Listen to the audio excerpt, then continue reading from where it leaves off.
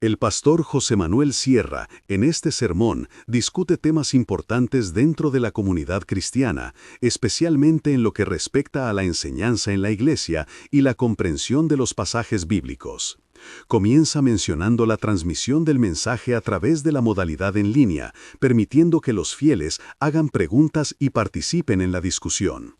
Esto refleja su interés por conectar y apoyar a la comunidad de fe.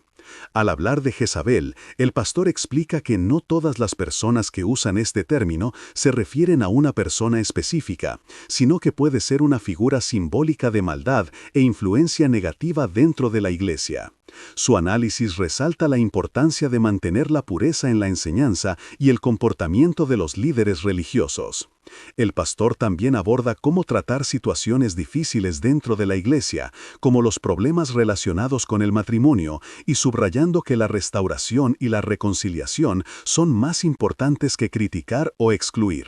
Señala que el propósito del cristianismo no es solo salvar almas, sino también construir una comunidad de fe sólida basada en el servicio y la unidad en Cristo. Además, comparte sus puntos de vista sobre las prácticas en el cristianismo, como la canonización y la confesión de pecados, destacando las diferencias entre las tradiciones y la guía bíblica. Enfatiza que la adoración y el comportamiento en la iglesia deben basarse en el respeto y la práctica correcta, no para atraer atención o crear divisiones dentro de la comunidad. Sí, porque a veces me causa una cierta gracia que otros dicen algo y después me dicen a mí que aclare lo que otro dijo. Ya bastante tengo yo con lo que digo como para encima aclarar lo que dijo el otro caballero, ¿no? Pero bueno, intentaré responder a su pregunta. Según la palabra de Dios, el matrimonio es un pacto a muerte. Eso es lo ideal. Eso es lo correcto. Que un hombre se case con una mujer con un hombre, y que sean fieles los dos y que lo único que los separe sea la muerte. Y cuando uno de los dos fallece, la persona queda libre para volver a casarse, siempre y cuando sea en el Señor, insiste el apóstol Pablo. Eso es lo ideal. Como también lo ideal era que Adán y Eva nunca pecaran en el jardín del Edén, pero la realidad es que pecaron. Bien. Entonces, nos encontramos con muchas situaciones diversas con este tema. Personas que vinieron divorciadas a la iglesia y aceptaron al Señor, pero venían ya de un matrimonio roto, que ya prácticamente no existía. Ese es un caso. Tenemos también muchos casos, lamentablemente, de cristianos, de hermanos que se han divorciado ya después de haber conocido al Señor. Eso en mi época era impensable, que un matrimonio cristiano se separaran y se divorciaran. Eso, vamos, ni por aquí te pasaba. Pero hoy en día parece que se ha convertido en algo muy normal. Bien. Ahora bien, el matrimonio, ya te digo, solamente lo puede romper la muerte. Pero hubo un momento en el pueblo de Israel que la inmoralidad, la infidelidad, digamos que le dio carta blanca a los hombres, más que nada, ¿verdad? Porque siempre la ley como que tiraba más para el hombre que para la mujer, de darle carta de divorcio. ¿Qué es eso de carta de divorcio? Bueno, entre nosotros probablemente no exista lo que voy a decir ahora, pero en Israel hasta el día de hoy existe un documento prematrimonial que se conoce con el nombre de Ketubá. Sobre todo hay un sector, para que usted me entienda, como una especie de denominación, de rama dentro del judaísmo, que son los famosos caraítas. Búsquenlo en internet, tienen toda la información que quieran. Los caraítas enfatizan muchísimo el documento prematrimonial llamado Ketubá, donde se ponen los acuerdos de decir, bueno, usted a mi hija le tiene que ofrecer esto. Y mi hija ofrece esto y esto. Entonces llegan como un acuerdo, para que en el caso de que uno de los dos rompa los acuerdos que están ahí, eso les da pie a darle carta de divorcio. Otro documento en el que dice, usted se va por un lado y yo me voy por otro lado. ¿De acuerdo? Ahora bien, no hay dos casos iguales. Yo creo, por ejemplo, que para que una persona sea pastor, no tiene que ser perfecto. Nadie puede llegar a la perfección en este mundo, pero sí tiene que esforzarse por ser un botón de muestra. Entonces, la Biblia dice que una persona que quiere ser pastor, servir al Señor, tiene que ser marido de una sola mujer. Una persona que está en el ministerio, convertido al Señor, y que se divorcia, y luego se casa, y luego se separan, y luego se divorcia, y luego se casa, oiga, primeramente ponga usted su vida en orden, antes de subir a un púlpito a intentar poner la vida en orden de los demás.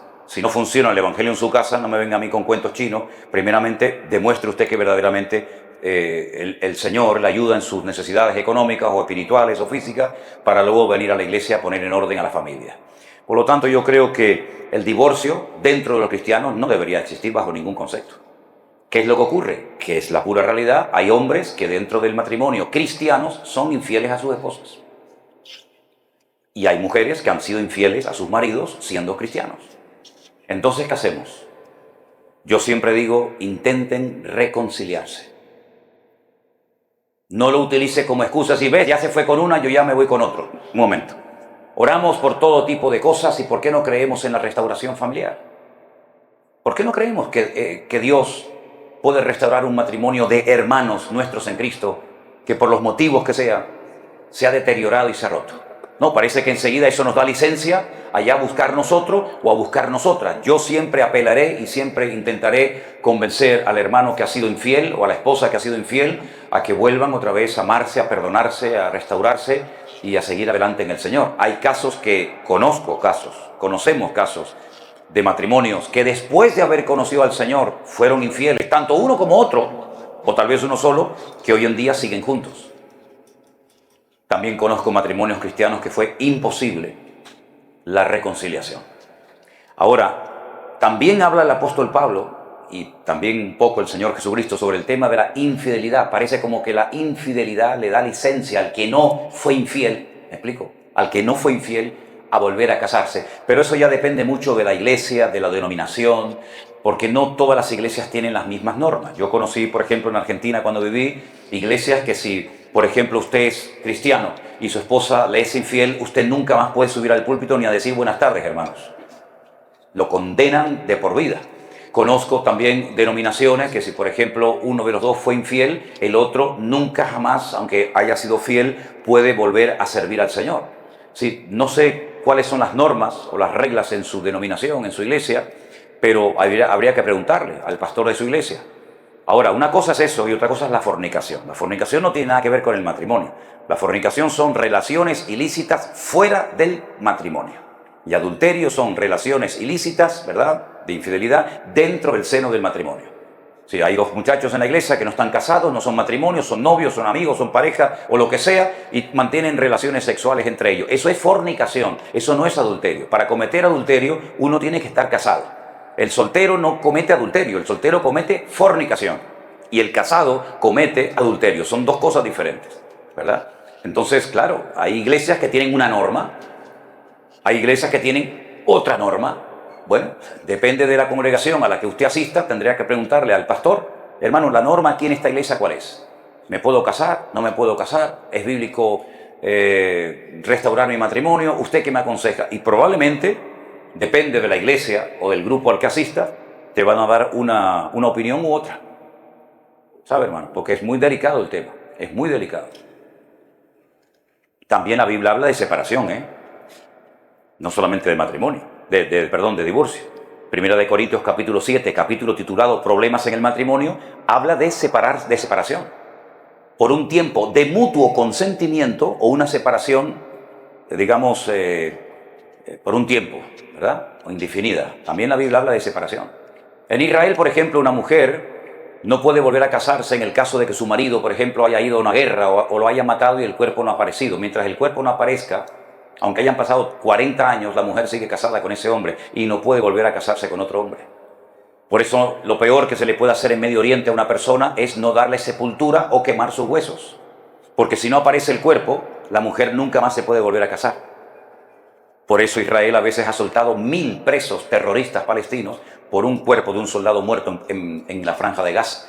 Porque si no condenamos a esta mujer de por vida a no poder rehacer su vida porque el cuerpo no ha aparecido. Son normas, son leyes diferentes de las naciones y repito, depende de la iglesia, depende de la denominación, a veces varían una norma de otra. Ahora, lo que no creo es que un pastor que se divorcie y se vuelva a casar, a lo mejor con la pianista o con otra hermana de la iglesia, pues hombre, ya un pastor que se divorció y quiere seguir en el ministerio, desde mi punto de vista, yo creo que se puede dedicar a otras cosas, pero hay algunas cosas que no. Pero es mi opinión personal, hermano. ¿Sí? ¿Por qué? ¿Pues estaba pensando divorciarse usted por casualidad o algo? ¿No? Ok. ¿Cuál es la siguiente persona? ¿Sabe? María Elena Rodríguez. ¿María Elena está aquí? Sí. Pase por aquí, por favor. Y escuchamos su...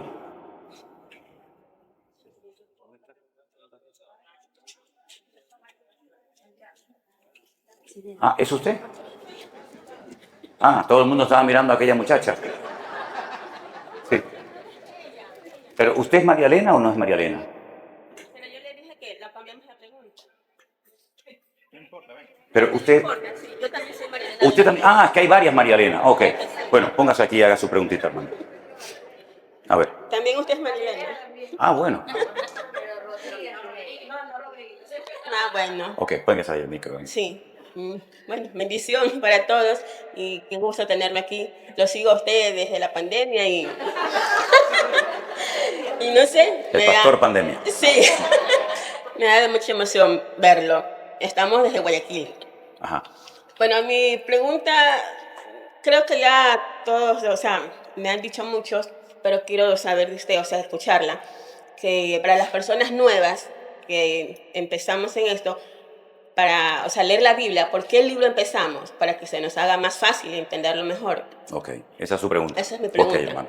Mire, la Biblia, la palabra Biblia significa colección de libros. De ahí viene la palabra biblioteca, por ejemplo, ¿verdad? La Biblia no es un libro. La Biblia es una colección de libros. Es un libro único. Porque ningún libro lo han escrito 40 personas diferentes. La Biblia sí. La Biblia no la escribió una sola persona. La escribieron probablemente 40 personas que en la mayoría de los casos no se conocieron ni estuvieron nunca juntos, ¿verdad? Es el único libro del mundo que tiene esa particularidad y que además es escrito en 2 idiomas diferentes. En el griego, el Nuevo, y el Antiguo Testamento en hebreo, salvo algunas partes en arameo. Es un libro que contiene cientos de estilos literarios diferentes. Entonces, claro, cuando una persona se convierte al Señor y comienza a interesarse por la lectura de la Biblia, bueno, hay varios métodos de lectura de la Biblia. Por ejemplo, usted puede estudiar la Biblia por temas. Es decir, yo quiero saber qué dice la Biblia sobre el amor, o sobre la fe, o sobre el Espíritu Santo, o sobre la familia, o sobre la economía. Puede empezar a estudiar la Biblia por temas.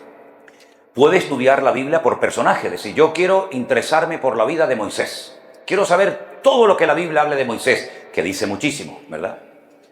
Pero lo ideal es que las personas que no tienen una base bíblica, que no saben nada de Biblia, empiecen, vamos a decir, entre comillas, por lo más sencillo, que sería por el Nuevo Testamento, por ejemplo.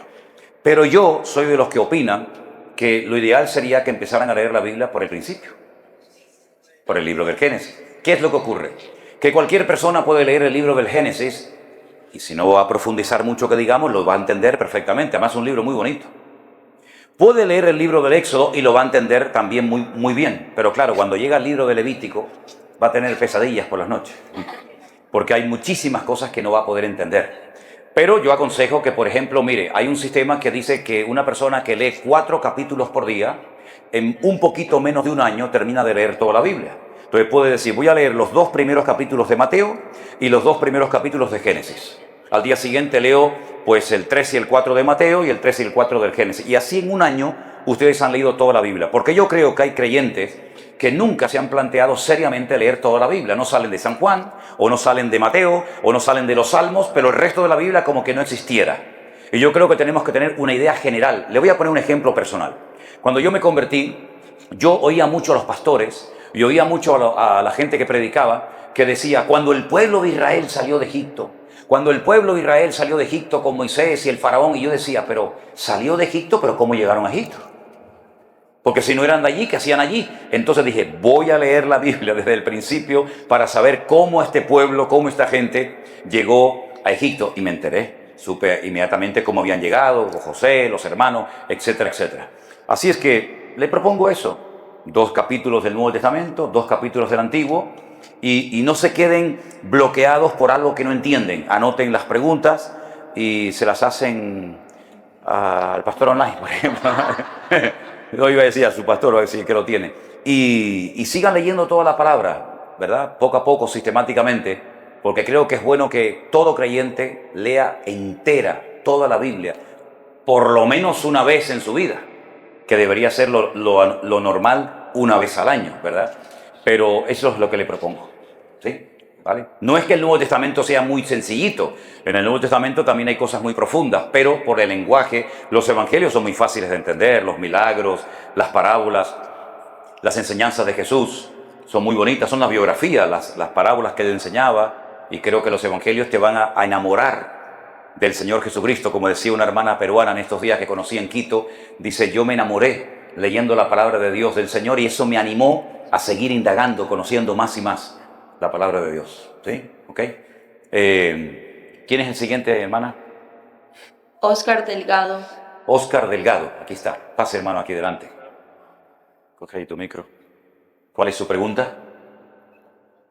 Bueno, pastor, mi pregunta son dos. Tengo dos preguntas que quiero formularle para ver si me ayuda a entender mejor. La primera es acerca de hoy, creo que hoy es el año nuevo hebreo, hoy 25 de septiembre. El día 5 de octubre comenzó el año hebreo, 5783. Ya, entonces, bueno, tengo entendido que el día 24 de septiembre, el día de ayer, era el fin de año hebreo. Y el día 25, hoy día, comienza el nuevo año hebreo. ¿No es así? No, no es así. Permíteme ver eso. Sí, lo que pasa es que ya sé lo que me va a decir. Es la que hasta ahora la que tengo, pastor, disculpe, pero es la que tengo hasta ahora. Yo sé que no es la adecuada, pero ya voy a buscarla. ¿Y el que sabe hacer lo bueno y no lo hace? Sí, sí. Esta Biblia está manipulada. Esta Biblia es de los falsos testigos de Jehová y está totalmente manipulada. Sí. ¿Sí? Han sacado textos, los han amañado, los han tergiversado, y si te estás metiendo en el estudio de la palabra del Señor, métete bien y no te metas torcido, porque después va a ser muy difícil interesarte. Ya. Entonces Tomar hay en que cuenta- conseguirle una Biblia. No sé si alguien tiene una Biblia. Es que realmente no he podido... Toma, te regalo mi Biblia. Pastor, no creo. Gracias, pastor. Gracias, pastor. Pero tengo que sacar algunas cosas que tengo dentro. Gracias, pastor. Gloria a Dios. Gracias, pastor. Gracias. Bueno, y la otra ¿Y pregunta... la otra pregunta? Era acerca Déjamela de momento y después te la doy al final, ¿vale? Claro. Ok, vale, vale. No me he arrepentido, ¿eh? Gloria a Dios.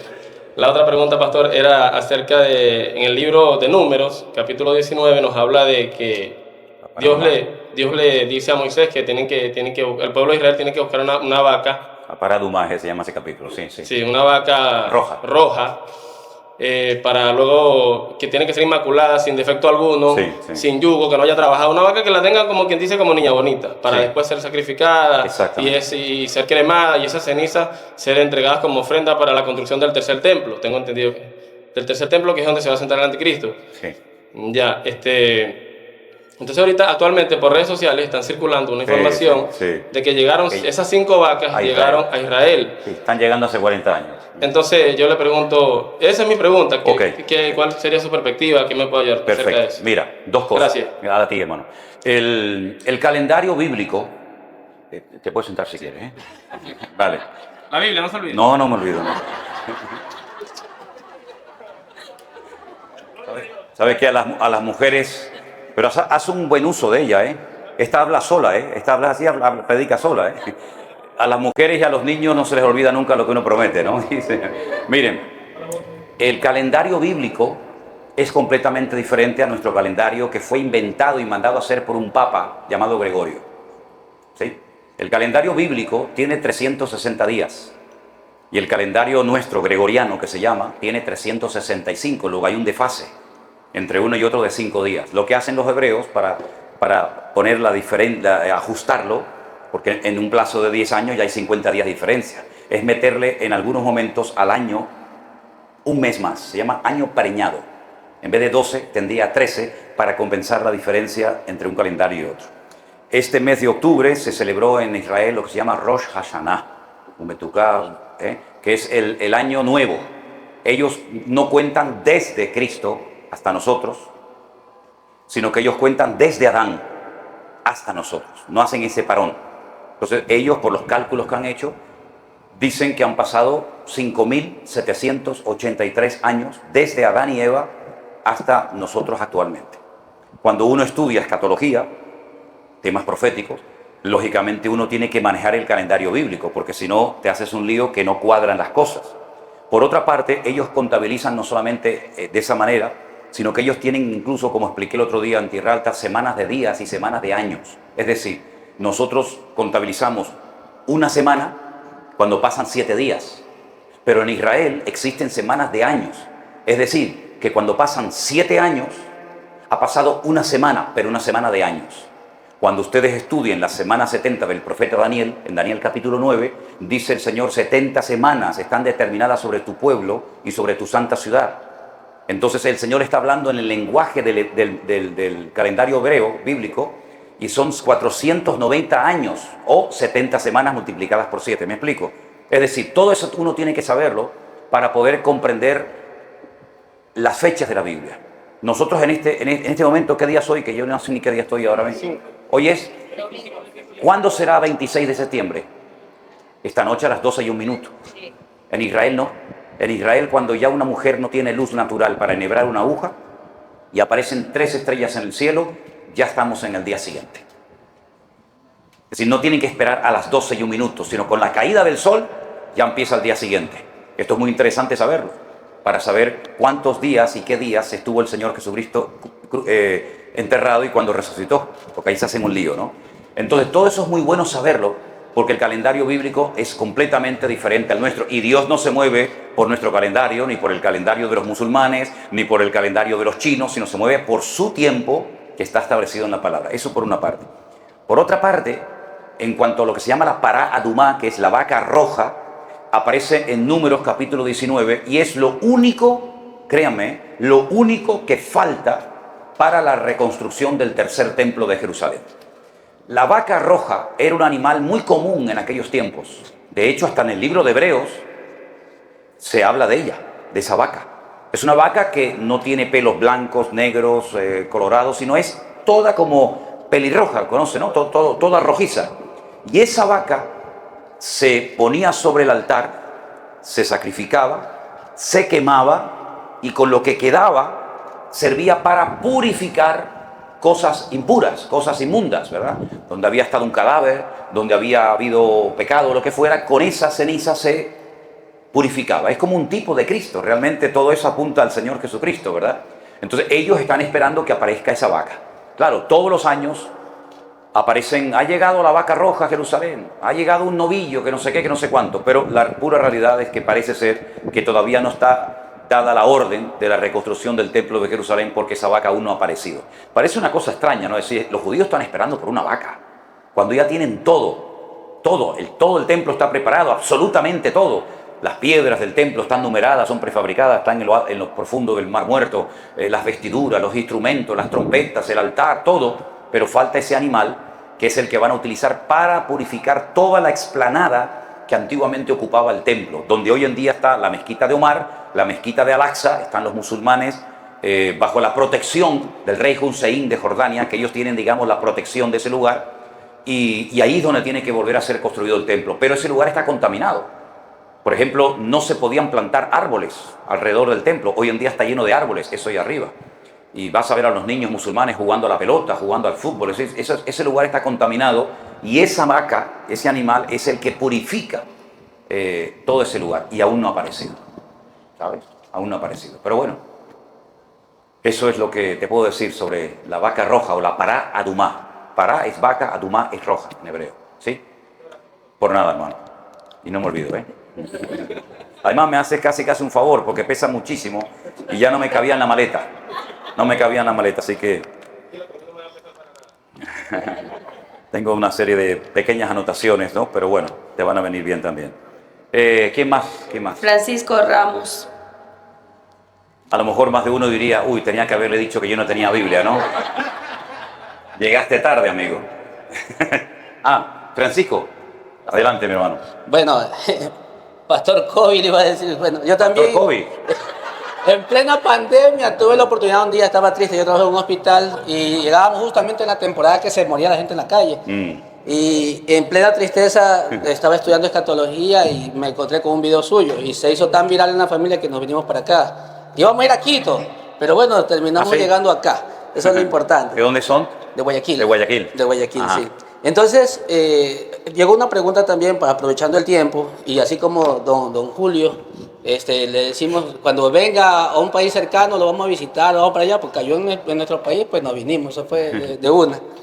La pregunta es la siguiente, pastor. En el libro de Levítico, en el capítulo 16, hay un evento, sobre todo en los dos machos cabríos que lo sí. traen ante Aarón. Y Azazel. Dice, exacto. Ese famoso Azazel siempre ha sido mi interrogante. Sé que todo lo que es el Antiguo Testamento trae como prototipo la figura de Jesús. Sí. Y aquí lo primero que se me vino a la mente fue ver a Barrabás y a Jesús. No sé si esté bien o esté mal. No sé, se me vino a la mente. Ver a Jesús y a Barrabás. A uno soltaron y al otro lo guindaron. O sea, Interesante. ¿sí?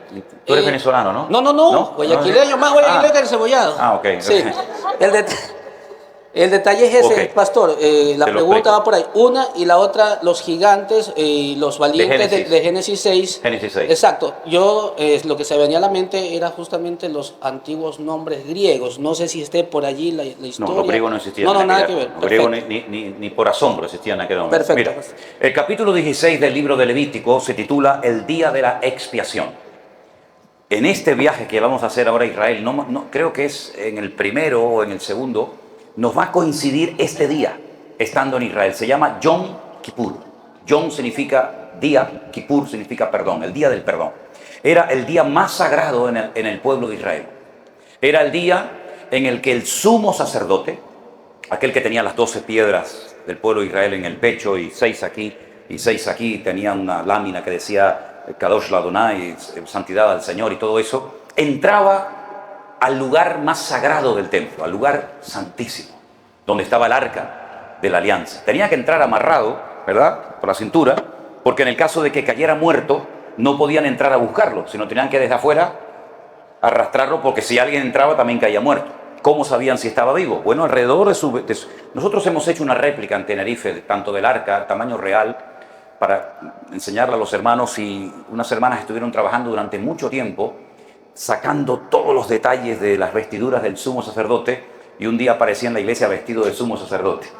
La gente se dijo, wow, ¿no? Porque es impactante, ¿no? Entonces, en el borde de las vestiduras del sumo sacerdote había bordada una granada y una campana. Una granada y una campana, ¿verdad? Las granadas de Israel tienen 613 semillas, que son los 613 mandamientos de la palabra de Dios. Y las campanitas, cuando él se movía, sonaban. Clink, clink, clink, clink, clink, clink, clink, van sonando. Y así los que estaban fuera sabían que el sumo sacerdote estaba vivo. ¿Ok? Cuando el sumo sacerdote salía después de presentar el sacrificio delante del Señor, él salía y hacía algo así. Sí, así. Así. Tenía que abrir los dedos, a mí no se me sale, pero hacía una cosa así. Y entonces pronunciaba la famosa bendición sacerdotal. ¿Por qué esta señal? Porque en la Biblia hebrea no hay capítulos ni versículos. Para nosotros es muy fácil decir capítulo 16, verso 4.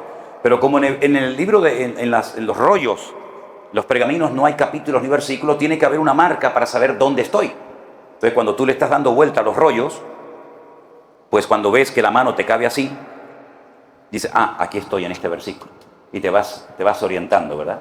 Entonces salía el sumo sacerdote y bendecía a todo el mundo que estaba allí con la bendición sacerdotal.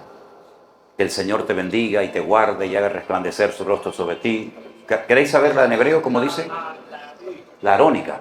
Yibrejaja Adonai Bismereja, Yaer Adonai Panaj Aleja Bijuneka, Yisá Adonai Panaj Aleja Beyasem Leja Shalom. Eso lo decía. Entonces, ese día era cuando se hacía expiación. Hasta el año que viene. Se cogían 2 animales, ¿verdad? Y se llevaban al templo y se echaban suertes. ¿A cuál matamos y a cuál sacrificamos? Había uno que se sacrificaba, pero un momento. Al que se soltaba, se le mandaba al desierto. Se le llamaba Azazel, con Z. Azazel, se le mandaba al desierto. Cuando ese animal, que era el que se llevaba el pecado del pueblo, moría en el desierto, entonces sacrificaban el otro que había quedado vivo en el templo.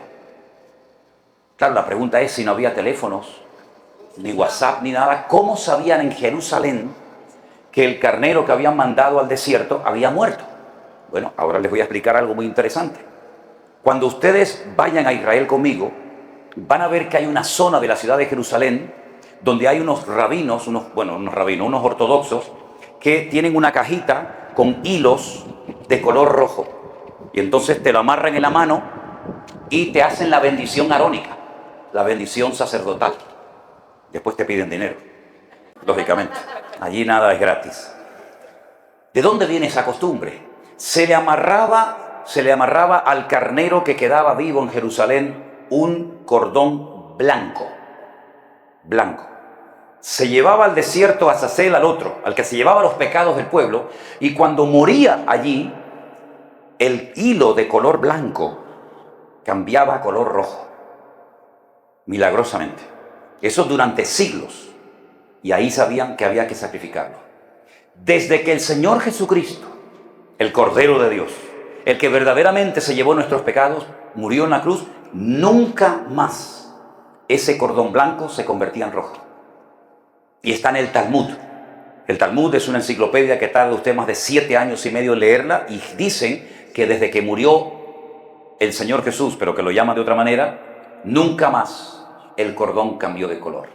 Entonces ustedes pueden ver, no sé aquí, pero yo me acuerdo cuando vivía en la isla de La Gomera, en las Islas Canarias, que es una isla redonda que tiene 13 kilómetros de diámetro, para que se hagan una idea, pues resulta que cuando nació nuestra hija mayor Priscila, y la sacábamos de paseo, la gente, sobre todo la gente mayor, nos decía, ay, póngale un cordoncito de color rojo a la niña para el mal de ojo.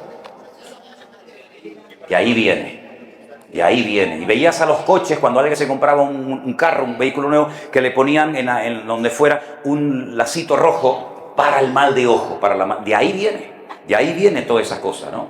Como tantas y tantas cosas. Entonces, bueno, tú has dicho algo interesante, ¿no? Que uno puede representar a Barrabás y otro a Jesús, pero el caso es que Barrabás no se llevó el pecado del pueblo de Israel, sino fue precisamente el otro, ¿no? Pero bueno, es una ilustración un tanto interesante. Pero ese era el sistema que había. Lógicamente, eso no existe hoy en día porque no hay templo en Jerusalén.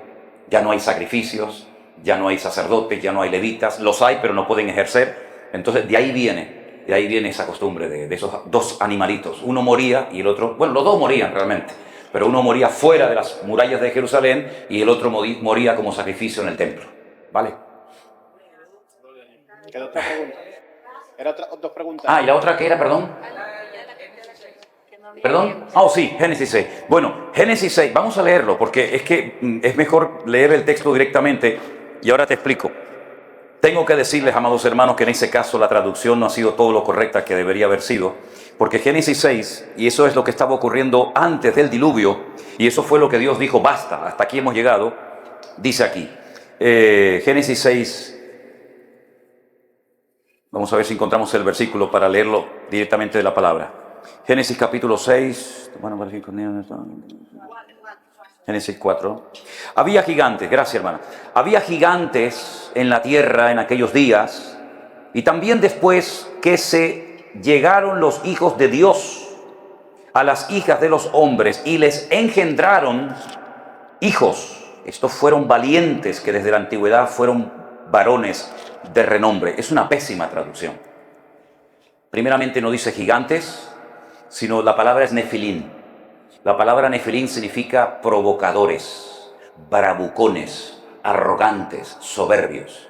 En aquel momento, no hoy en día, pero en aquel momento parece que existía la posibilidad de que los ángeles caídos, porque en el Antiguo Testamento a los hijos de Dios se le llamaba los ángeles, no en el Nuevo Testamento. Juan 1:12 dice, mas a todos los que le recibieron y los que creen en su nombre les dio potestad de ser llamados hijos de Dios. En el Nuevo, en el Antiguo Testamento, los hijos de Dios se les llamaba a los ángeles, Benei Elohim, a los hijos de Dios. Lo pueden ver en Génesis, lo pueden ver en Job capítulo 1, etcétera, etcétera. A todos. Ahora bien, parece ser que los ángeles caídos o demonios mantenían relaciones sexuales con las mujeres y quedaban embarazadas. Y lo que salía de esa unión entre el mundo espiritual y las mujeres era terrible. Dice aquí gigantes, no, eran bravucones, era un engendro, era algo terrible. Y el Señor dijo, basta. ¿Cuál era el objetivo de Satanás haciendo ese pecado? Contaminar a la raza humana para que no pudiera llegar puro y limpio el Mesías a este mundo. Dañar la genética, efectivamente, manipular la genética. Bueno, volvemos otra vez hoy en día a la manipulación genética, ¿no? Donde intentamos hacer al niño con este color de ojos y hacerlo así y hacerlo asado, ¿no? Entonces, Dios dijo basta y nunca más los demonios pudieron volver a tener relaciones sexuales en el aspecto físico con las mujeres y mucho menos estas quedar embarazadas de ellos.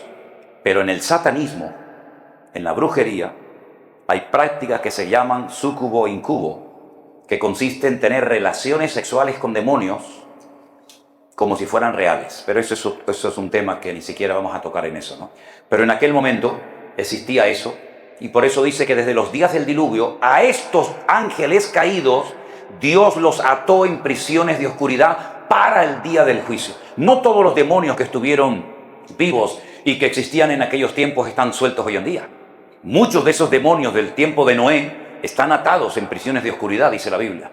Y 4 demonios tremendamente poderosos de la época de Noé están atados junto al río Éufrates, que serán sueltos durante una etapa de la gran tribulación y harán terribles cosas en la tierra, ¿no?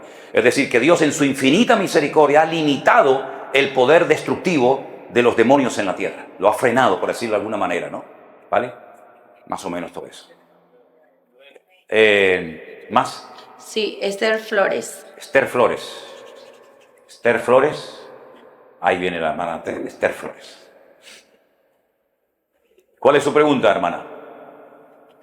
Arrímese acá si quiere. Sí. Ok. Buenas, pastor. Buenas tardes, hermana. Soy de Perú. Vengo desde allá.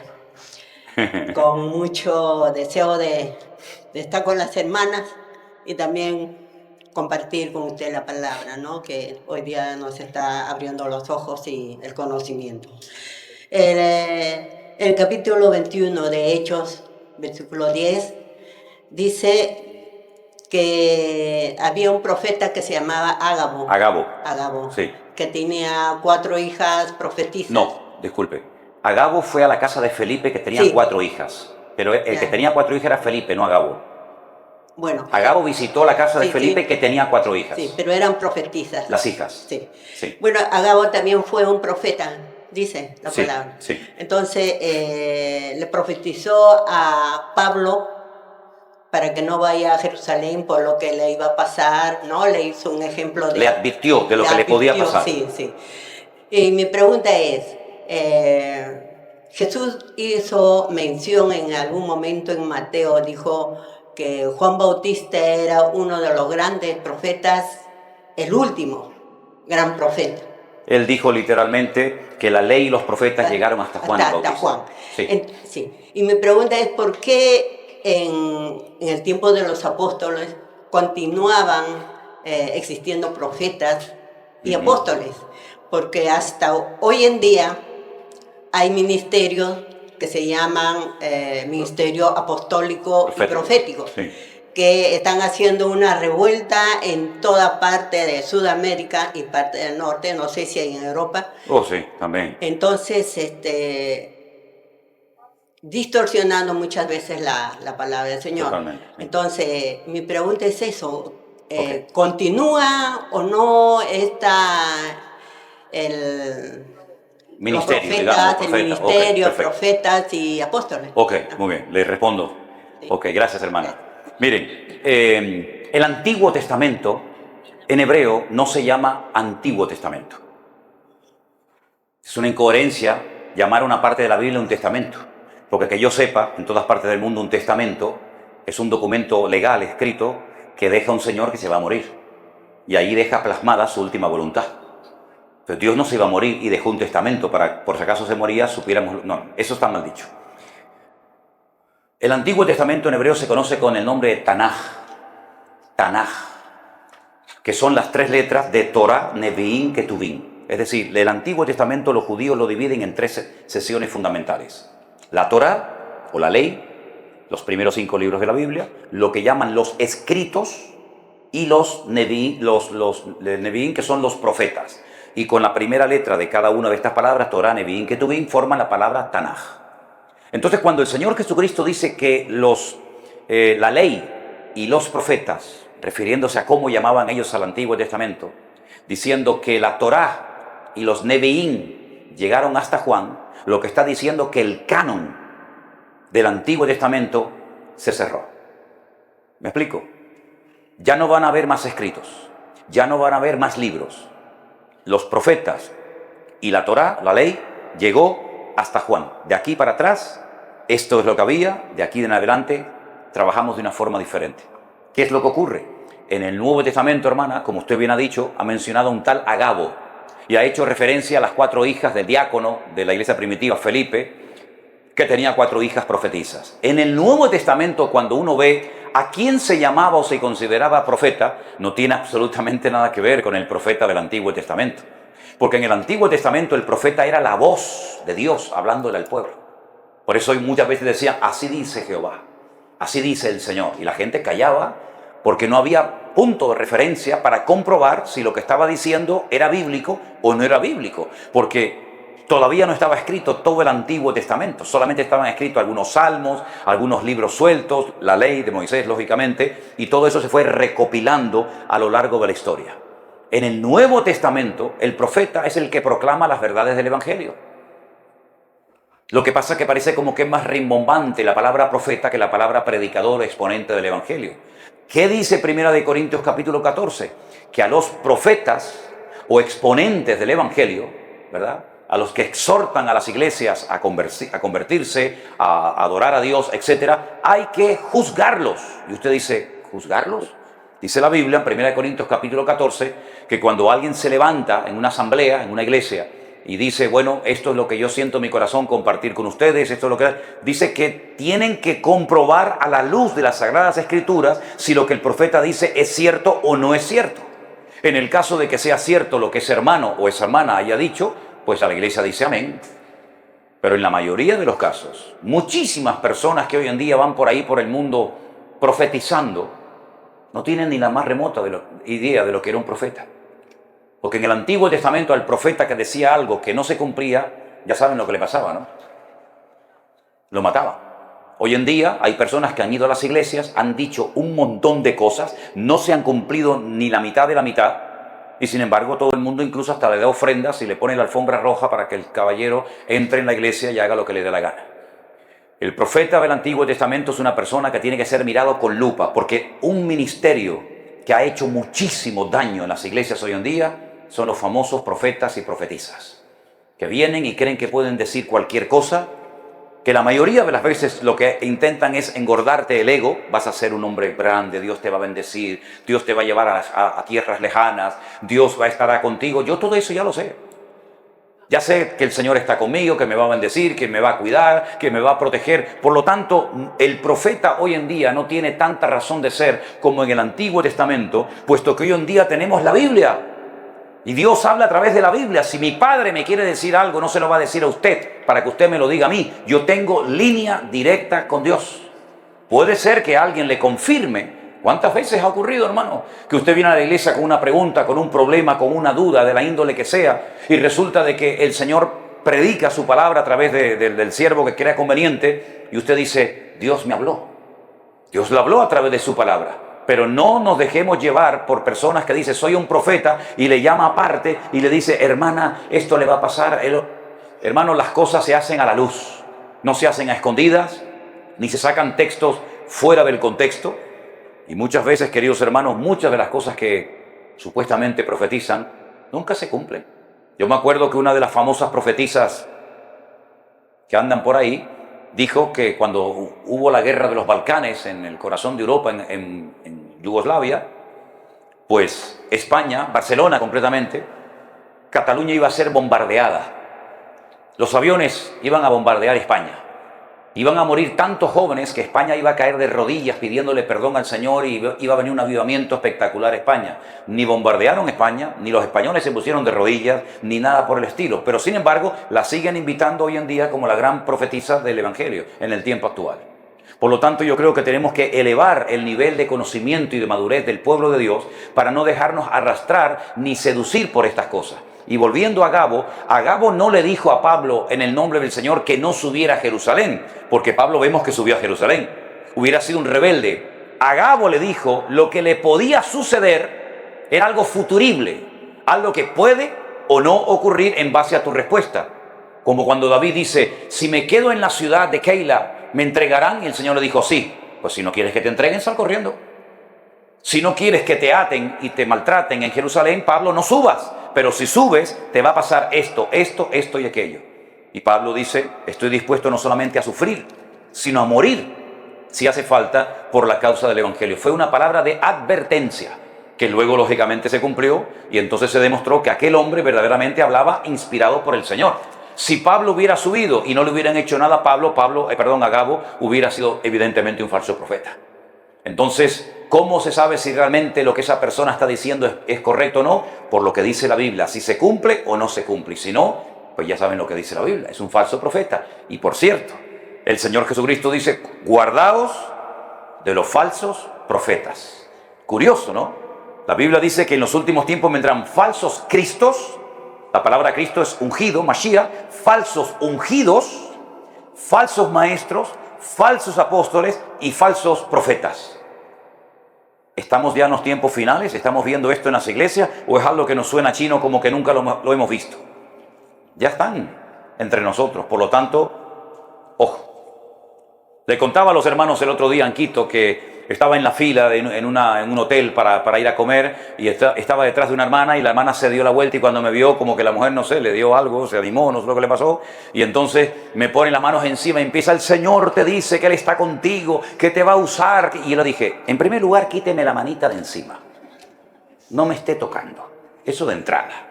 Y en segundo lugar, no pierda el tiempo, mi querida hermana, diciéndome que el Señor está conmigo, que me va a usar, que me va a bendecir, porque yo ya eso lo tengo más claro que el agua. Entonces no me venga a mí diciéndome que el Señor le está diciendo, porque ya todo eso el Señor me lo dice a mí todos los días cuando leo su palabra. Entonces no confundamos palabras de aliento, de ánimo, ¿verdad? De entusiasmo con palabras verdaderamente del Señor. Yo sinceramente en toda mi vida, si he conocido a un hombre que lo podría considerar, entre comillas, un profeta, son muchos. Porque la inmensa mayoría no tienen nada que ver con lo que llama la Biblia profecía, sinceramente. Pero es mi opinión personal. ¿Hay alguna pregunta más? ¿Sí? Sí, pastor. Cecilia Cedeño. Cecilia está por aquí. Adelante, hermana. Huele a gas, ¿no? A gasolina. ¿Qué huele? Gasolina, ¿no? Dígame, hermana, ¿cuál es su pregunta? Mi pregunta es muy sencilla, pero ante todo quiero darle gracias a mi Dios por haberlo traído Acércate. con mucha bendición, pastor, y que conozca nuestro país tan hermoso que es y que usted se haya sentido muy bien con nosotros. Amén. Mi pregunta, pastor, se refiere cuando un creyente muere. Cuando un creyente en Cristo Jesús muere, dice la palabra en Eclesiastés 12:6 que la tierra el cuerpo vuelve a la tierra, el polvo. Y el espíritu a Dios. ¿Hay algún lugar o hay un nombre específico que uno puede identificar dónde va el creyente que muere? Sí, claro. Esa es su pregunta. Esa es mi pregunta, pastor. En el Nuevo Testamento encontramos diferentes expresiones para los distintos lugares a los que puede ir una persona al morir. Tenemos, por ejemplo, la palabra Hades y la palabra Seol, es lo mismo, pero una está escrita en hebreo y otra está escrita en griego. Hades o Seol se denomina a nivel general el lugar de los muertos. ¿Vale? En el Nuevo Testamento, por ejemplo, encontramos al Señor Jesucristo que le dice al ladrón arrepentido en la cruz, hoy estarás conmigo en el paraíso. Encontramos la historia del rico y Lázaro, donde dice que estaba recostado en el seno de Abraham. Pablo le dice a unos creyentes de su época, pues estoy puesto en estrecho, no sé si quedarme para el beneficio de la obra o ir a la presencia del Señor, lo cual es muchísimo mejor. Pero ¿cómo se llama el lugar al que va al morir un creyente en Cristo hoy en día? Mire, yo le digo sinceramente, particularmente, ¿no? A mí me da exactamente igual cómo se llama el sitio. Seno de Abraham, Jardín del Edén, Quito, Machu Picchu, lo que me da exactamente igual. Yo lo único que le puedo decir bíblicamente, que cuando un creyente muere, pasa directamente a la presencia del Señor. Escuchen, pero no es la Nueva Jerusalén. Eso es al final. Va directamente a la presencia del Señor. Pero también tengo que decirles que cuando un inconverso muere, no va directamente al infierno. Va a un lugar de tormento. La antesala del infierno. Aún no es el infierno. Porque según la Biblia en el libro del Apocalipsis, el primero que entra al infierno es Satanás y sus demonios y el anticristo y toda esa gente. Es decir, el Señor hará un juicio porque el infierno fue creado ¿para quién? Para Satanás y sus demonios. Y así como creó un cielo espectacular para que el hombre se salvara y pasara la eternidad con su Creador, creó un lugar terrible para Satanás y sus demonios. Pero lamentablemente, muchos parece que prefieren ir a ese lugar antes de ir a la presencia del Señor. Entonces, el creyente muere, va a la presencia del Señor, descansa de todas sus labores y faenas. Lógicamente, el cuerpo, que es el estuche, ¿verdad?, que contiene el espíritu del hombre, lo enterramos, se descompone y vuelve al polvo. Pero el hombre es espíritu, alma y cuerpo. El alma, nefesh, es la vida. La vida se llama alma o nefesh en hebreo. El espíritu se llama ruach.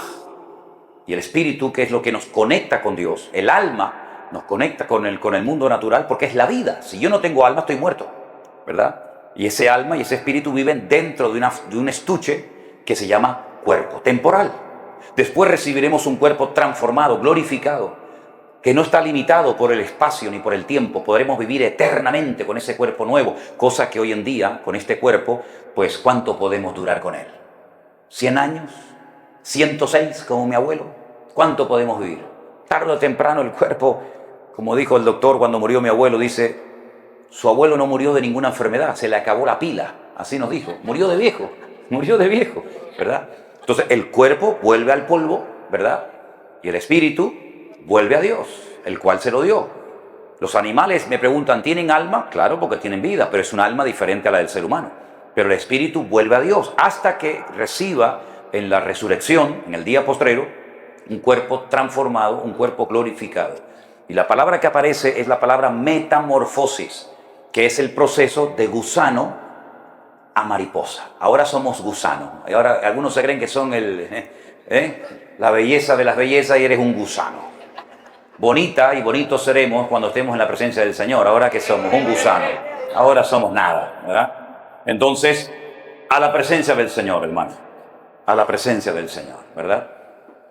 A un lugar de descanso hasta que el Señor nos traiga y nos dé un cuerpo nuevo, glorificado y transformado. Gloria a Dios. ¿Más preguntas? ¿Muchas más? ¿4 más? 4, pastor, hasta ahí ya cerramos. Es que no todos los días llega a Ecuador usted. Amigo. Verónica Escudero. Verónica, ¿está por ahí? Sí. Ahí atrás, pase adelante, hermana. Gloria a Dios.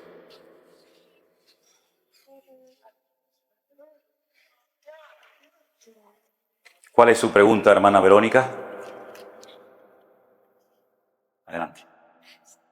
Bendiciones a todos mis hermanos. ¿Qué tal, hermana? Mi pregunta es, más bien es como una duda. Ezequiel 37, el Valle de los Huesos Secos. ¿Podríamos decir de que es como en una especie de tipo o es literal o alegórico? Ok. La Biblia contiene muchos estilos literarios, ¿verdad? Muchas figuras literarias, parábolas, hipérboles, metáforas, en fin, muchísimo, ¿no? Un tipo es algo que prefigura algo. Una realidad futura. Exacto. Por ejemplo, el cordero que se sacrificaba en Egipto era un tipo de Cristo que es el antitipo. Es así, en la literatura se llama así, ¿no? Algo que prefigura, algo que te da una idea de lo que va a ocurrir en el futuro, y el que cumple el tipo se llama el antitipo. Claro, yo esto lo dije en Italia y me malinterpretaron, porque la palabra tipo es como el tipo este, ¿no?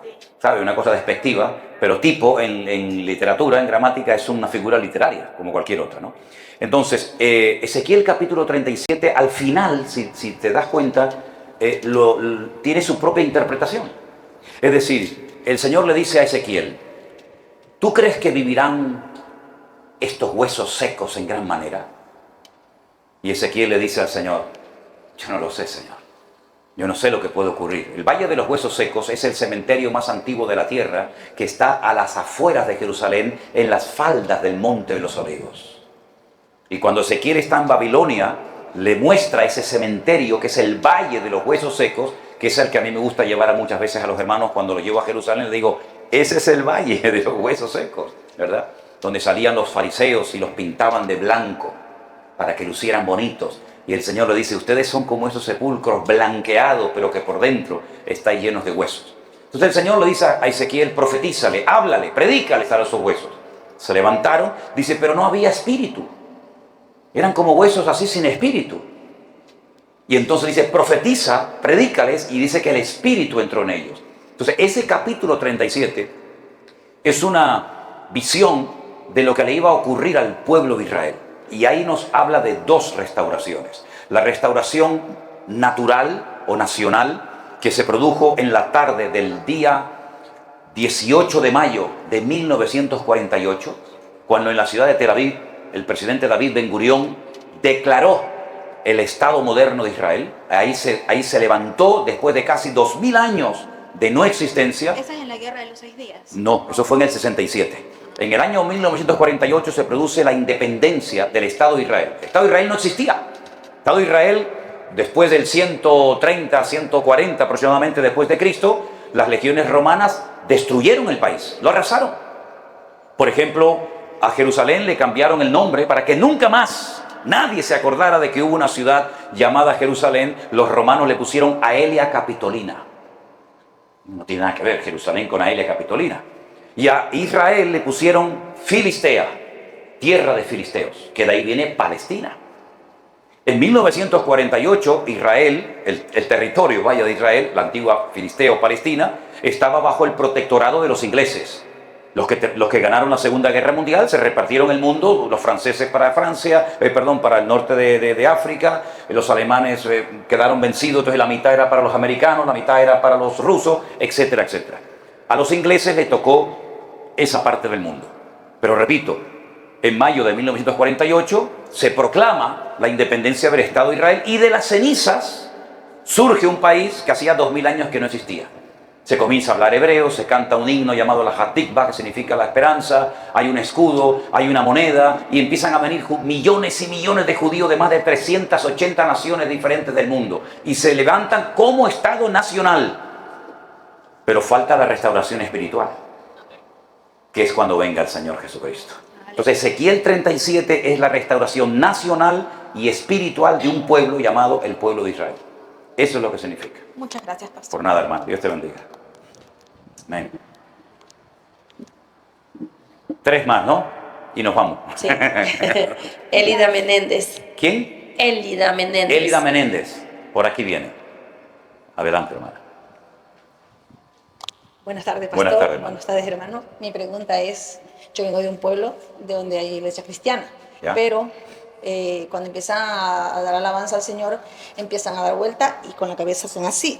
Y se ponen ropas largas, vestidos que no se pueden maquillar, que no se pueden pintar el cabello. Son iglesias RT. No sé. Rajatabla. Entonces es algo que en el momento que más me asustó cuando empezaron a dar el culto, y empezaron a cantar y empezaron a dar vuelta y cayeron por allá, cayeron por acá, y el pelo le empieza a dar vuelta como abanico, y entonces me asusté y dije, no, esto no está conmigo, y me fui. Bueno, esa es la primera pregunta que le hago. Otra pregunta más le podría hacer. Otra pregunta más le podría hacer. ¿Y cuál es su pregunta? Otra pregunta más es que ¿por qué? No, la primera, ¿cuál es la pregunta? Es sobre eso. ¿Qué opino yo? Sí, que ¿por qué hacen eso? Dígale que me inviten a mí un día. Bueno, encantado lo llevaría para que le explicara.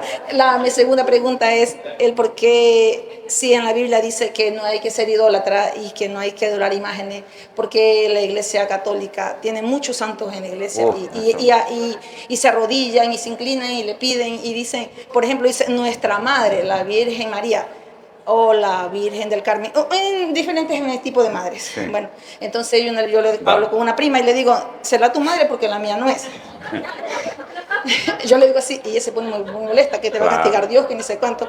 Y entonces estamos en eso, explíqueme eso, quiero saber. Bueno, vamos a ver, también dice la Biblia no matarás y el hombre mata, y también dice la Biblia no robarás y roban, y también dice la Biblia tantas cosas, ¿no? Bueno, la idolatría está ligada al corazón del hombre. La idolatría desde el principio de los tiempos siempre parece que ha estado arraigada al corazón de los seres humanos, y cuando no han adorado a Baal, adoraban a Milcón, y si no a Moloch, y si no a María, y si no a lo que sea.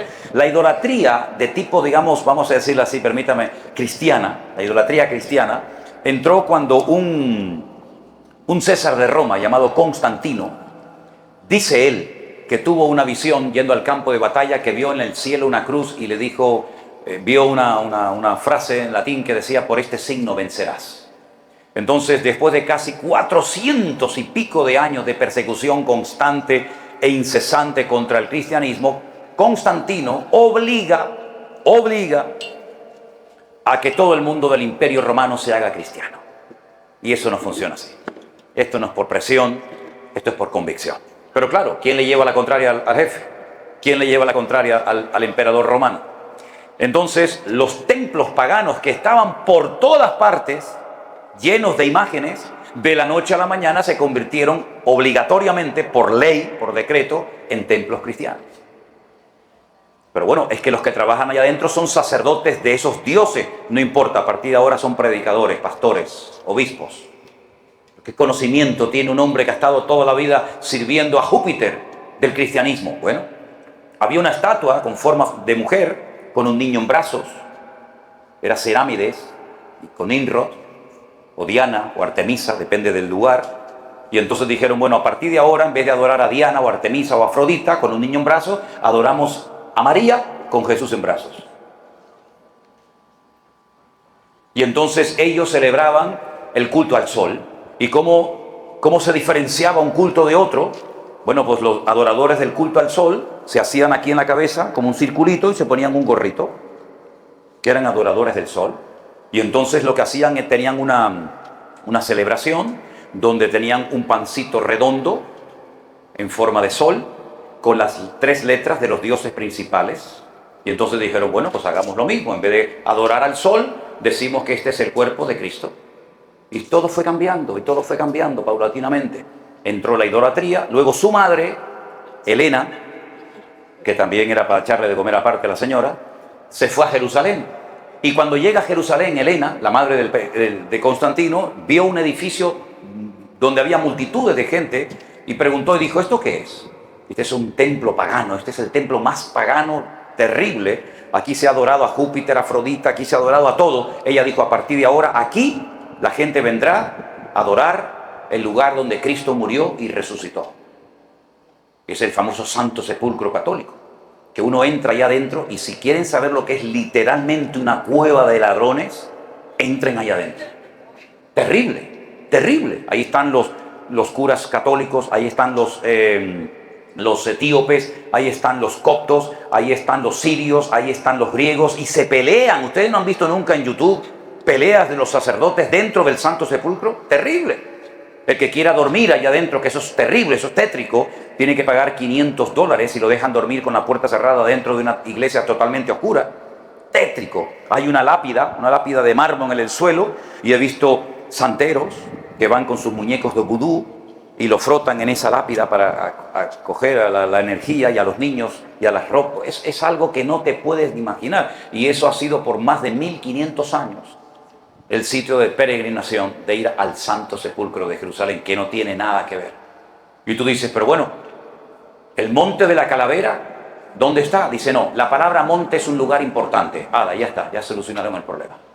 Entonces la idolatría viene de todo eso, la idolatría dentro del mundo cristiano, la idolatría siempre existió, fue el gran problema del pueblo de Israel, hasta que el Señor los llevó a Babilonia y les arrancó del corazón de cuajo la tendencia del pueblo de Israel a la idolatría. ¿Saben ustedes que ustedes van a Israel y no van a ver estatuas de nadie? En todos los países hay la estatua de Simón Bolívar, la estatua de este, en Israel no hay estatuas. Ellos se tomaron tan en serio que no se pueden hacer imagen, que a alguien se le ocurrió hacer una estatua del rey David con la corona y tocando el arpa, y cogieron y la quitaron y la llevaron a otro sitio porque no quieren tener ningún tipo de contacto con eso. Eso por una parte. La idolatría siempre ha estado ligada al corazón del hombre. Y lo otro era las mujeres que dan vueltas como locas. ¿No? No, hermana, ¿cómo se le va a decir? Entonces se cierra el negocio. ¿Cómo se le va a decir eso? ¿Usted sabe los millones de personas que vienen todos los años a España a ver al apóstol Santiago? Sí, pero todo eso es un cuento, hermano. Si la Virgen María levantara la cabeza, se moría de un susto. Si eso no tiene nada que ver con a María nunca se le adoró, jamás. A María nunca se le adoró, a María nunca se le dio un lugar de preponderancia. Es más, Hay muchos pasajes en la Biblia, uno de ellos me viene a la cabeza ahora, cuando el Señor está predicando en una casa y le dicen, tu madre y tus hermanos están fuera en la puerta, y Él dice, mi madre y mis hermanos son los que hacen la voluntad de Dios.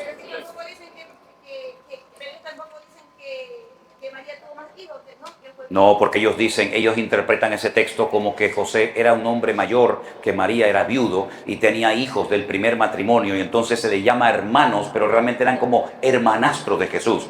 Y van incluso más allá diciendo que el nacimiento de Jesús, ella permaneció virgen, no perdió su virginidad. En fin, tantas cosas que el hombre puede inventar, pero lo que tenemos que ceñirnos a la palabra del Señor, ¿verdad? Es como, por ejemplo, el primer milagro de Jesús, cuando llegan y le dicen, le dice María a Jesús, no tienen vino. Y entonces Jesús le dice a María, haced todo lo que Él os diga, reconociendo su incapacidad, su impotencia de hacer milagros, y los católicos dicen, no, ella está intercediendo delante del Señor. Si cada uno interpreta como quiere, pero lo que está bien claro es que la idolatría es pecado, es abominación ante los ojos del Señor. Y lo que pasa en esa iglesia, como en tantas otras, es puro emocionalismo. Confunden darle rienda suelta a las emociones. Cuidado, nosotros nos podemos emocionar. Y nos podemos emocionar porque Dios nos ha creado con la capacidad de poder emocionarnos. Podemos llorar, podemos reír, podemos sentirnos tristes, podemos sentirnos gozosos, pero eso es una cosa. Y otra cosa es cuando entra el emocionalismo, el descontrol. Y dice la Biblia, Romanos capítulo 12, que Él es nuestro culto racional. Yo razono, yo no pierdo el control. Yo no empiezo a dar vueltas como un loco, tomado por el Espíritu. Dice la Biblia que el Espíritu está sujeto al hombre. En otras palabras, no perdemos el control. Eso se llama desorden. ¿Y quién permite ese desorden? Pues volvemos otra vez a lo mismo. El principal de la iglesia. Entonces, hermana, hágame el favor de sentar. Hermana, ¿se sienta o la siento, Si no se preocupe. Sí, yo sé que dan vueltas, yo las he visto.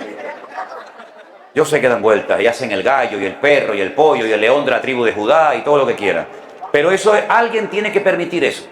Alguien consciente eso. No, el Espíritu Santo no convierte a la gente en un robot ni en algo ridículo. Es nuestro culto racional. Yo no tengo ningún problema que un hermano llore y se quebrante, pero una cosa es eso. ¿Eso para qué sirve? Para llamar la atención. En la iglesia nadie puede hacer nada para llamar la atención.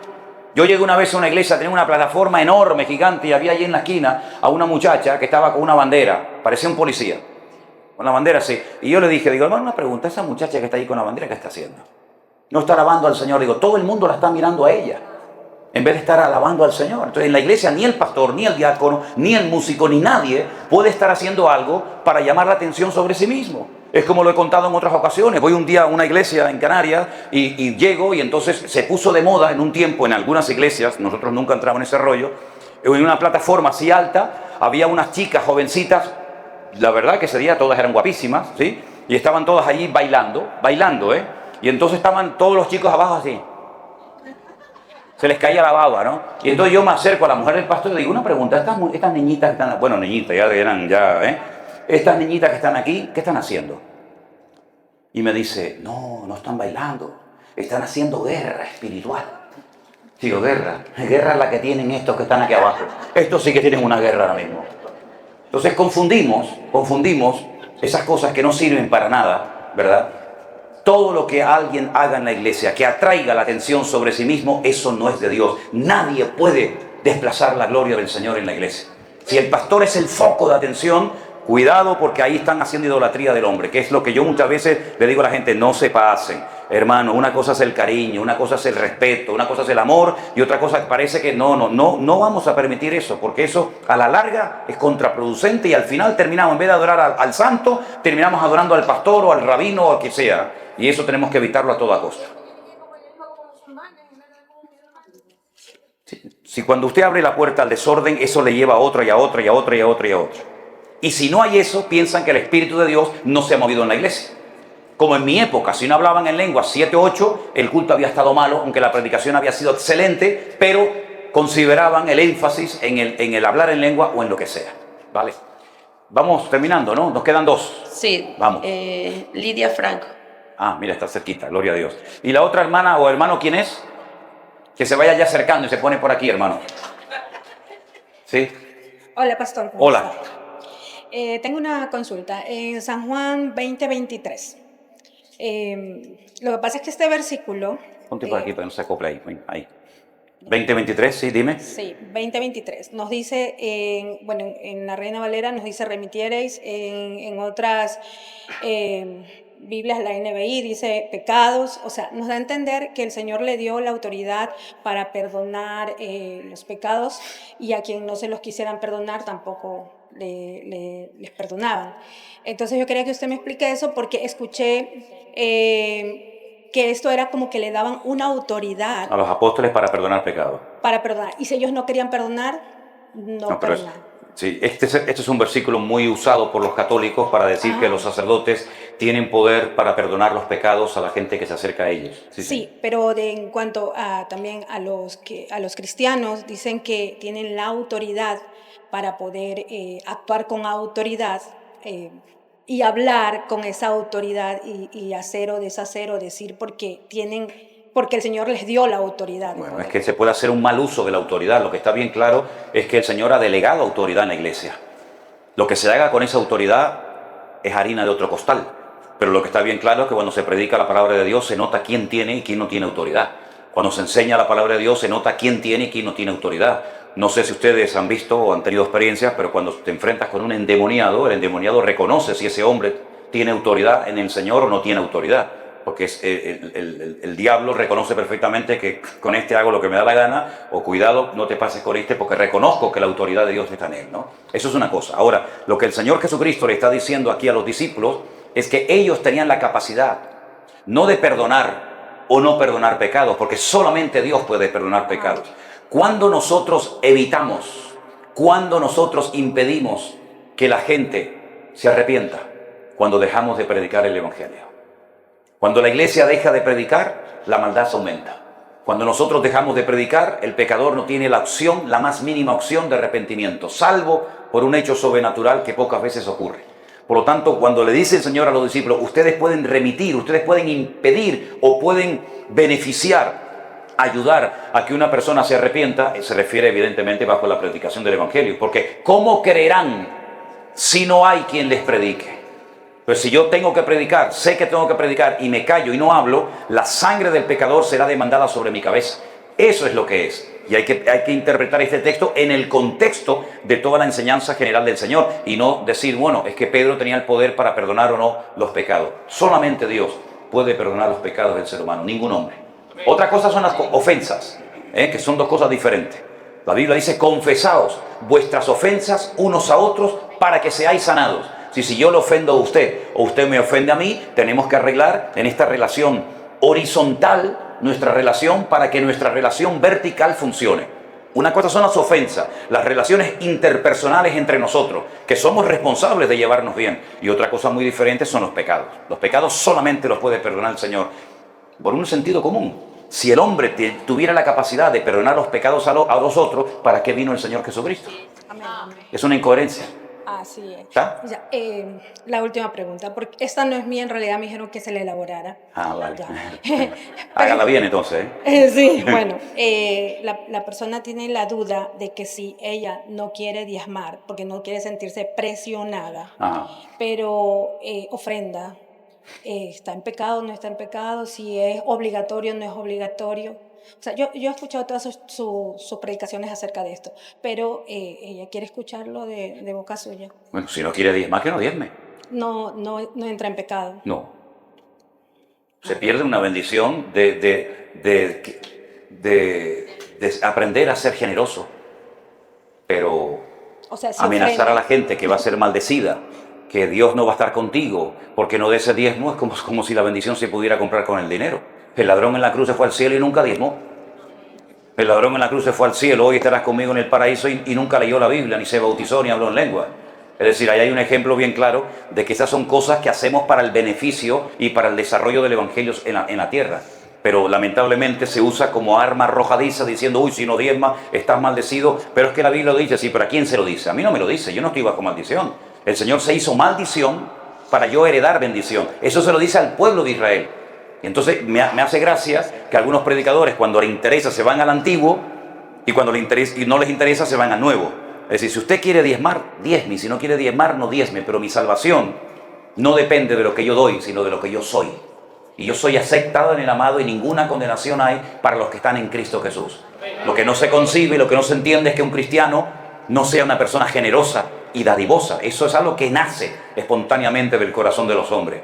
Pero no amenacemos, por favor, a los santos, a los hijos de Dios, que se van al infierno, que están en maldición por el diezmo, porque eso es rotundamente falso. Y el que enseña eso tendrá que pedir algún día cuentas o rendir cuentas delante del Señor. ¿Sí? Y la última, parece, ¿no? Pastor, se supone que ya era la última, pero fue la última no era él. Es que fue mi error, porque él me había pedido que lo anotara y yo no lo anoté, y la hermana que está allá sí la anoté, pero no la vi y me la salté. ¿Y entonces qué hacemos? Son 3. ¿Son 3 más? Sí. Pucha. Germán y Aposo y los 2. Venga, venga, vamos. A ver, tú no te habías anotado, pero tienes preguntas. No, yo sí le anoté. Sí.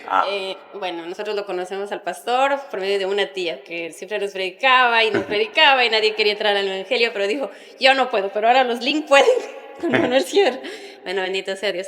Ya lo hizo casi las preguntas otra hermanita, la que está allá, y casi eran las mismas, solo de las vestiduras y de las ataduras de los santos y todo eso, y casi ya las contestó. Pero sí quería preguntarle a usted de las vestiduras, porque a la iglesia que nosotros asistimos, como le conté antes, de vez en cuando, una vez yo le vi predicar a usted que dijo que cuando uno no se siente bien con el pastor, o sea, no está predicando lo correcto, porque ahí se ve más emocionalismo que lleno del Espíritu Santo. Entonces yo le dije, y me encontré en la calle, me dijo, ¿por qué no vas a congregarte? Entonces le digo, porque pastor, usted le digo, salta, brinca, silba, pero dice, yo sirvo para que la gente no se duerma. Le digo, si no sabemos estar dormidos. ¿Para que no se duerman? Porque dice, óigame, dice, sígame, y así, o sea, y se pasea todo el frente. Bueno, si yo tengo que silbar para que la gente no se me duerma, el problema no está en la gente, el problema está en mí, ¿no? Sí, entonces Tremendo, ¿no? él es así, entonces yo le dije, es por eso que ya he dejado de ir. Entonces me dijo, ¿y si yo te dijera que no vayas como estás vestida? Y la mayoría de veces yo ando así. ¿Y usted quién es para decirme a mí cómo me tengo que vestir? Entonces me dijo en la Biblia dice que hay que vestirse, que dejar de pintarse. Yo tengo una peluquería. Eso es mentira. Y ¿Dónde dice la Biblia que la mujer no se puede pintar? ¿Dónde dice, eso le dije yo a él. ¿Dónde dice la Biblia que la mujer no se puede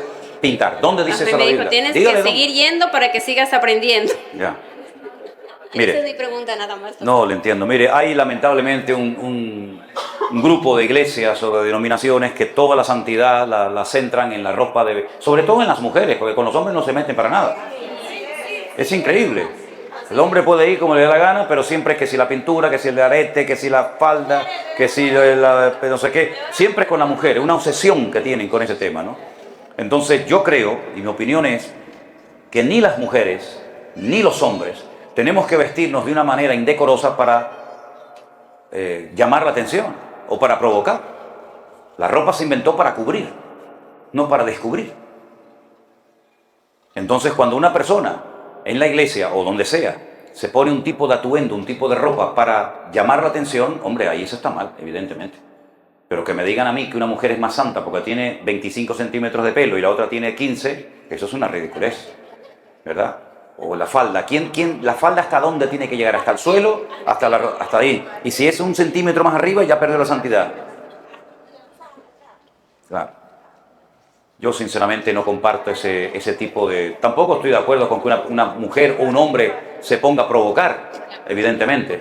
Pero yo creo que hay un sentido común, que a veces es el sentido menos común de todo lo que se ve hoy en día en la iglesia, ¿no? Yo creo que dentro, vamos a ver, la ropa, hermanos, también tiene unas connotaciones culturales. No se viste igual una hermana en África que una hermana en Japón que un hermano en Ecuador. Evidentemente. No se viste igual un esquimal que un indio del Amazonas, ¿verdad? Entonces yo creo que también la ropa es algo muy cultural. Como muchísimas cosas son de tipo cultural, pero intentamos convertirlas en doctrina. Y cuando las costumbres, la idiosincrasia de un pueblo, las tradiciones de un pueblo, etcétera, etcétera, las queremos obligar a la gente a aceptarlas como doctrina, tenemos gravísimos problemas. Entonces, a veces queremos forzar a los textos bíblicos a decir lo que no dicen. El hombre vestirá de hombre y la mujer de mujer. Perfecto, vamos a tomar literalmente el texto. Todos los hombres estamos en desorden, porque en la época de Jesús nadie se vestía como nos vestimos hoy en día nosotros. Tendríamos que ir con sandalias y con túnica. Pues yo no puedo interpretar ese texto en el siglo IV antes de Cristo que en el siglo XXI después de Cristo. Las mujeres en la época bíblica se vestían con unos pantalones que se unían así a la mitad. En España se llaman como pantalones bombachos, no sé cómo lo llaman aquí. Son unos pantalones muy anchos, ¿verdad? Con una cosa así para que se unieran como una falda. Así se vestían las mujeres en la época bíblica, con su turbante y todo eso, y con su velo. Se tienen que vestir las hermanas hoy en día así, como en la época de Moisés. Totalmente anticultural, ¿verdad? Entonces, yo sé que hay un decoro, yo sé que hay un respeto, yo sé que hay normas, pero lo que está bien claro es que obligar a una hermana a que use faldas hasta el tobillo y mangas hasta aquí, que no se corte el pelo y que no esto y que no lo otro, me parece a mí que sinceramente es ir más allá de lo que dice el texto bíblico. Ahora, usted sabe perfectamente, hermana, si usted va bien vestida o mal vestida, o no lo sabe. Usted es tonta. Usted es tonta. ¿Usted sabrá? Hombre, lo que no puedes hacer es provocar ni llamar la atención. En el momento en el que tú provoques la atención y utilices tu cuerpo como un cebo para hacer caer teníamos una hermana, digo teníamos porque ya gracias a Dios no está, ¿no? Pero teníamos una hermana en la iglesia que usaba unos escotes que vamos, que aquello era terrible, ¿no? Y un día le digo, una pregunta, ven para acá. ¿Esto de qué vas? ¿Qué es lo que tú intentas con esto, mi niña? Era casada y me dice, yo me he visto así para que mi marido no mire a otras mujeres. Digo, sí, vosotros hombres te están mirando a ti. Es decir, no me vengas con el cuentito de que te pones así para que tu marido no mire a otras mujeres. Pues si tú te tienes que vestir así como una prostituta para que tu marido no mire a otras mujeres, el problema que ustedes tienen como matrimonio es muy grave. Muy grave. ¿O tu marido quién es? ¿El conde de Montecristo o qué? Entonces, ¿por qué hacemos las cosas que hacemos? ¿Por qué te vistes así? ¿Por qué provocas de esa manera? Cada uno que se examina a sí mismo. Y en la iglesia, yo creo que el objetivo es glorificar al Señor, no que me miren a mí. Fui una vez a predicar a una iglesia a la ciudad de Askelon. Y después me fui a otra iglesia en la ciudad de Tel Aviv. Y resulta que cuando llego a la iglesia me encuentro a un hermano muy alto, con una barba muy, muy poblada en toda esta parte, una barba enorme. Y aquí esta parte de la cara vacía, no tenía ningún pelo, nada. Y yo me le quedé así mirando y digo, curioso, ¿no? Y me dice, no, esto lo hice porque el Espíritu Santo me lo dijo. Y le dije, ya, el Espíritu Santo. Entonces resulta que este hermano dice que utilizaba eso para evangelizar. Es que lo que yo he visto, hermano, es que ustedes no se imaginan lo que... Entonces este señor tenía en la plataforma unas banderas, eran como unas telas con un palito, como esas banderitas, ¿verdad? Yo he visto a los muchachos, aquí es muy típico en Sudamérica, los aparcacoches, ¿no? Con una banderita así. Y entonces él subía al púlpito y decía, hermano, esta bandera se la voy a dar a esta hermana. Se le regalaba una banderita, una amarilla, la otra era una azul, la otra era una naranja, en una había un leoncito, en otra había una estrellita, y decía, hermanos, pónganse de pie, ahora vamos a hacer una danza. Y todos los hermanos dando vueltas alrededor de la iglesia con la banderita, ahora al revés, y tal. Bueno, y dice, hermanos, estas banderas quiero que sepas que están ungidas. Y sería muy bueno que ustedes en la iglesia las tuvieran. Hermana, esta vale $300.